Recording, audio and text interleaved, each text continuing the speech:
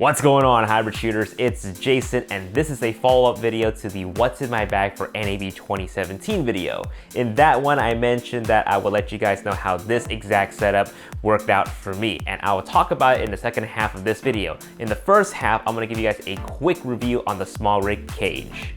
By the way, if the shot seems a little overexposed, I do apologize for that. I shot this entire video on my new camera, the Sony RX100 V. I judged the exposure wrong, so it's a user error on my part. Hopefully you guys can still enjoy this video.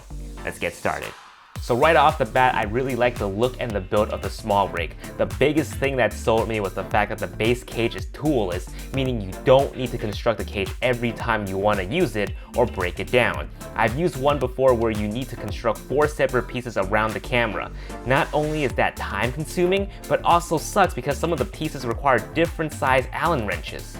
Because I do both photography and videography, it's a pain to have to go through this process for every different project.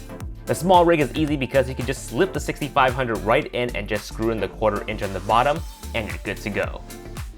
Because it's already molded the way it is sturdy. Even the additional add-ons play very well with the base cage. I bought this Nato Handle, which allows easy mounting and dismounting, and it clamps on strong. No wibbly wobbliness going on here. The other handle will require you to screw things in, and that you will need to bring the Allen wrench for. For around $100, it's honestly a great value. I bought a cage for my GH4 a couple years back around that same price, and man, did it suck! The cage was wobbly as so this SmallRig gives you the best bang for your buck. Everything is easy access for the most part, and you have a good amount of clearance for the battery door. The only part that's hard to access are the C1 and C2 buttons. It's a bit tough to get to them with this part blocking more than half the buttons, and it gets incredibly harder when you have something else mounted on top of this co-shoe. Aside from that, the only minor complaint that I have is that if you need to dismount this specific Nato handle, you have to eject the lens first because this screw would otherwise get blocked.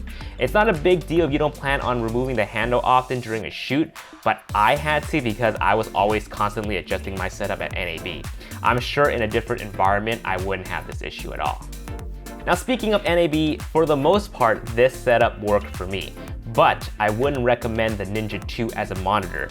Not only is the monitor severely outdated now, but for what I was trying to do, it didn't work out. Since I switched from being in front to behind the camera very often, having to remount the monitor wasn't ideal at all. It isn't something as simple as turning the monitor around because then it would tug on the HDMI ports, so I have to flip the monitor upside down. It's a pain, and I ended up not using the monitor after an hour into the second day of NAB. Coincidentally, SmallHD just announced their new focus monitor, which has the tilt arm, allowing you to flip the monitor to the front for selfie style shooting, which would make this entire setup so much better. So if you're a one-man production team who needs to host in front of the camera as well, this would be a very good setup. Now for those of you who were wondering about balancing the A6500 with the cage on the G-Unit crane stabilizer, you definitely can, as long as the setup isn't this crazy. Something like the base cage with the mic is definitely doable because it's within the payload of the G-Unit crane. Thanks for watching, guys. If this video has helped you out in any way, please consider using the Amazon links down below and purchase any of the items that are mentioned in this video. The links are international, so whether you're in the US, UK, Canada, Germany, the links will work for you. A small kickback will come back to me to help me continue growing this YouTube channel and make more awesome content such as this one. Other than that, give it a like, leave in the comments down below, and sub for more Sony Alpha content such as this one, and I'll see you guys in my next video. Peace.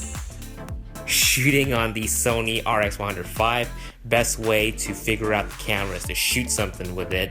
And I also got it mounted to the Atomos Ninja Flame. 20 minutes into 4K shooting, I'm getting the overheating signal. First battery's about to die. I think that's pretty good. I'm recording 4K intermittently, so.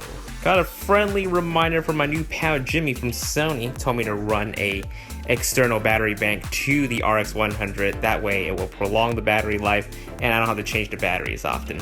Gotta say, this flip screen is super helpful. It's easy to frame myself. I like it a lot. So shooting experience, I had a wonderful time using the RX100 V. This little guy packs a lot of punches. I'm very impressed. Crap. Most of my shots are overexposed when I'm in it. No! So B-roll looks fine. Anything that involves me is like, wait, it's a little bit overexposed. So I'm not entirely upset about the whole overexposure thing in my footage. This is exactly why I need to shoot something with the camera, because then I would make the mistakes and learn from it and improve the next time I shoot with the camera.